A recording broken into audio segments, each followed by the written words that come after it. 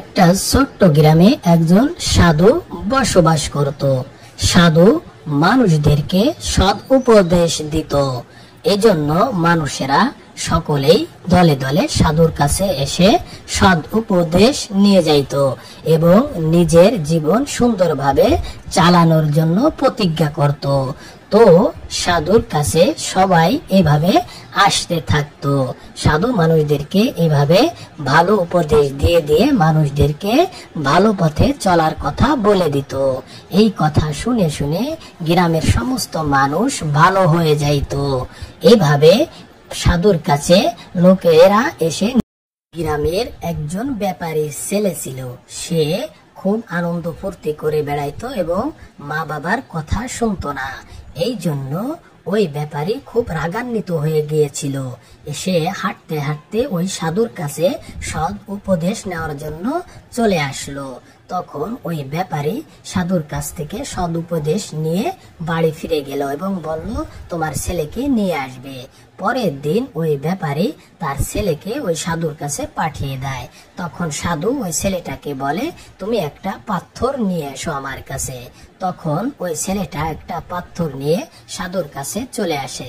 সাধু বলে, এই পাথরটাকে তুমি নদীতে ফেলিয়ে দিয়ে আসো। ওই ছেলেটা নদীতে পাথর ফেলে দিয়ে আবার চলে আসে। এরপরে বলে, তুমি কি জানো ওই পাথরের মধ্যে কি ছিল? ওই ব্যক্তি বলল যে না, আমি কিছু জানি না। তখন সাধু বলল, এভাবে আমাদের নির্বোধ জ্ঞান আমাদের ধ্বংস করে দিচ্ছে। তারপর থেকে ওই ছেলেটা সাধুর কথা শুনে জীবনযাপন করত এবং সাধুকে খুব মান্য করত, কারণ সে সাধুর কাছ থেকে সুন্দর জ্ঞান পেয়েছে। এরপর থেকে সে সাধুকে খুব ভক্তি শ্রদ্ধা করত।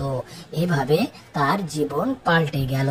এভাবে সৎ উপদেশ নিয়ে সব সময় সে চলতো এবং গ্রামের লোকেরাও ওই সাধুর খুব প্রশংসা করত এবং সকলেই দলে দলে এসে সাধুর কাছে সৎ উপদেশ নিতে থাকতো।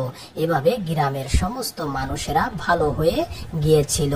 সাধু সবাইকে সৎ উপদেশ এবং ভালো পথে চলা, সত্য কথা বলা, সমস্ত ভালো কাজগুলো সাধু মানুষদেরকে শিক্ষা দিত।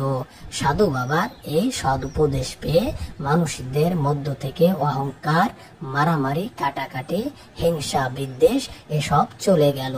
ওই গ্রামের মানুষেরা সবাই মিলেমিশে একসঙ্গে বসবাস করতে থাকলো। এভাবেই গ্রামের লোকেরা সবাই ভালো হয়ে গিয়েছিল। এভাবে সাধু সবাইকে সৎ উপদেশ দিত। Welcome to my channel cartoon video. বন্ধুরা, তোমরা যারা আমার চ্যানেলটি সাবস্ক্রাইব করলে এখনই সাবস্ক্রাইব করে নাও, যাতে করে নতুন নতুন ভিডিও সবার আগে পৌঁছে যায় তোমাদের কাছে। থ্যাংক ইউ সবাইকে সাবস্ক্রাইব এবং পাশে থাকার জন্য।